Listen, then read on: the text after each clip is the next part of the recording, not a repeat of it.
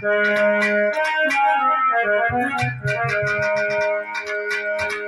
बार मिलके जयकारा लगाएंगे, बोलिए शाक्यमुनि भगवान बुद्ध की। एक कपिल वस्तु के नरेश है राजा सिद्धोधन, तब आए हैं। अपने दुल्हन की आंखों में आंसू देखे राजा का कलेजा फट गया। सोचने लगे क्या हुआ, बोलती क्यों नहीं है? काका जो वीर बहन ने कह देखा, रानी नहीं बोली। राजा सिद्धोधन की धमनियों का खून उबलने लगा। आंखों में खून के कतरे लेकर राजा सिद्धोधन कहने लगे, रानी तुम बोलती क्यों नहीं? अगर किसी ने कुछ कहा हो तो जुबान खोलकर बता दीजिए, मैं उस हरामजादे को कच्चा चबा जाऊंगा। क्रोध निदान होकर राजा सिद्धोधन कहने लगे, सुनो रानी, आरे उंगली चलाई दई हो तो समन ने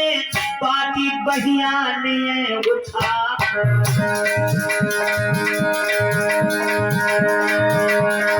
अभिया चलाई गई हो बाजी में, बाकी दो मुझे बहुत अच्छे।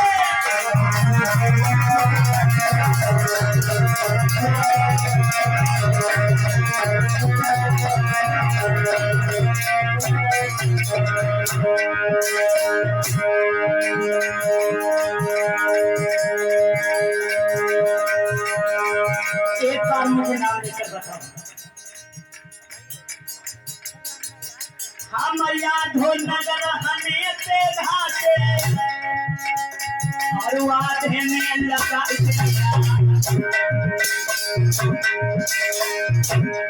रूख न छोड़ेंगे नगर आए, जिस पे पैर के बोलेगा।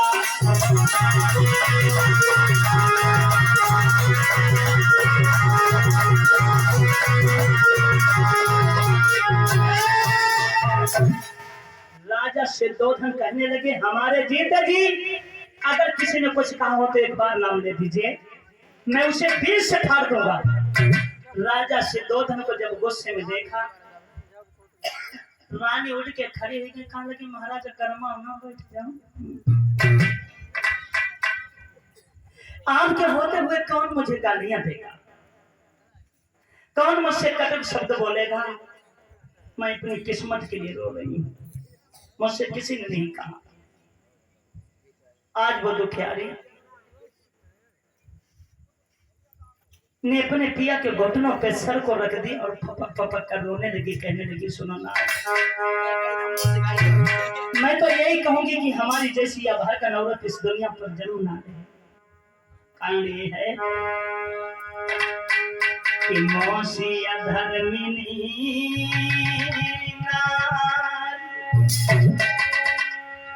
या मैंने तेरो बंस मिटायो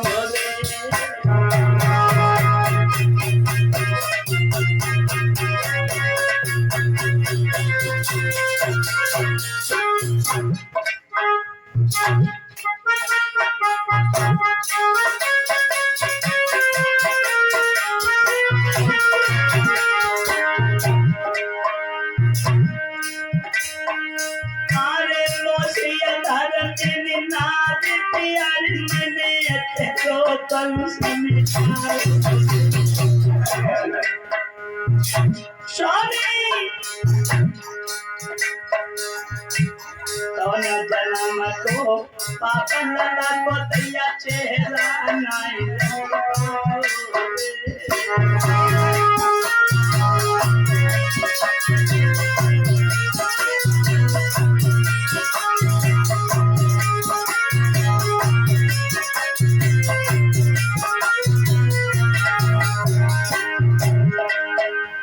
आप ही सोचिए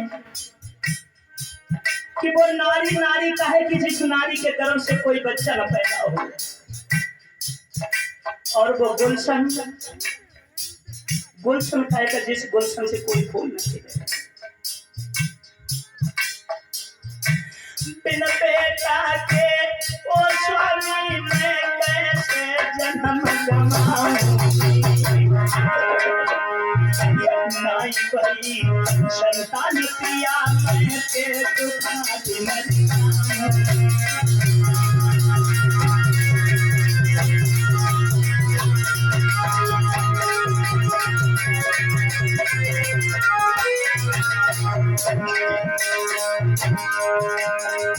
आरे धरती मैया तो खट जान कर कोई मैया समाऊंगी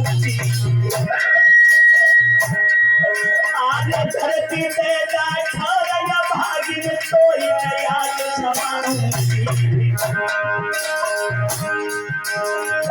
देखा के यो राजा मैं कहल खाई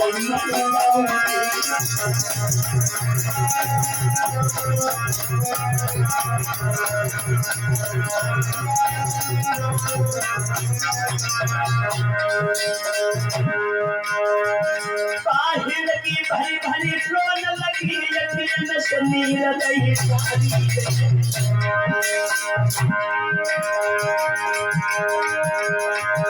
की भरी भरी रोन लगी सुनी रही सारी भगवान याद तुम्हें करती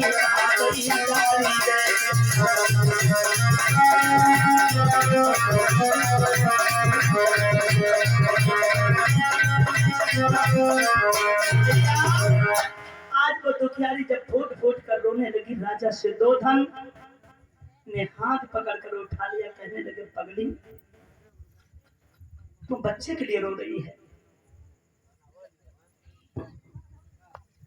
अरे बच्चा कोई मिट्टी का खिलौना नहीं जो हम तुम्हें उठा कर देते शायद मेरी किस्मत में ही पुत्र की प्राप्ति नहीं है और तुम जानते हो रानी शायद ऐसा ही है प्राकृतिक लीला ही कुछ ऐसी विलक्षण है जिसमें कुछ कहा नहीं जा सकता है मैं तो यही कहूंगा कुछ प्राकृतिक महिमा के बारे में कभी ने लिखा है सुनो रानी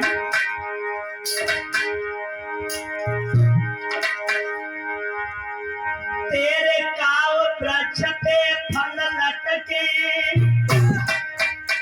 और काव वृक्ष पे टंगी धरी देखती हूँ अनेक भांत के पौधे हैं एक पौधा वो होता है जो छोटा होता है तभी फल आने लगता है कोई कोई पौधा ऐसा जिसका जीवन हो जाता फल नहीं आता तो सुनो रानी अरे काव वृक्ष पे फल लटके यार काव वृक्ष पे टंगी धरी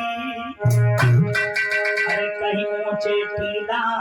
चमकी रहे कहीं भूमि न्याल करता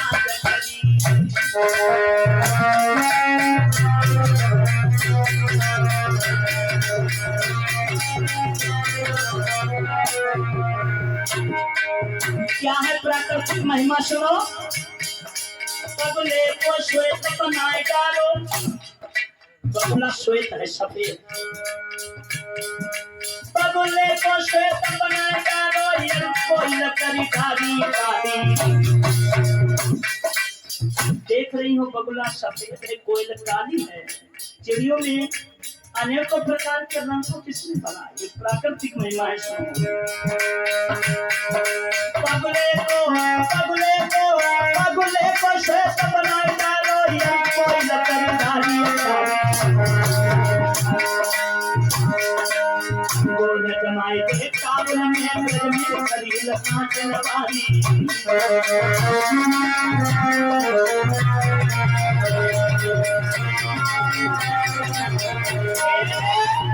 तो ये प्राकृतिक महिमा है रानी रोनी जब मेरे किस्मत में पुत्र की प्राप्ति नहीं तो बच्चा कैसे मिल जाएगा दुख राजा सिद्धोधन को भी था क्योंकि लोगों ये सत्य है पति और पत्नी ये जीवन के पहलू होते हैं अगर पति को दुख है तो पत्नी को पहले दुख है अगर पत्नी को दुख है तो पति को पहले दुख है क्योंकि नारी को अर्धांगिनी कहा गया है नर का आधा अंग होती है दुख राजा को भी हुआ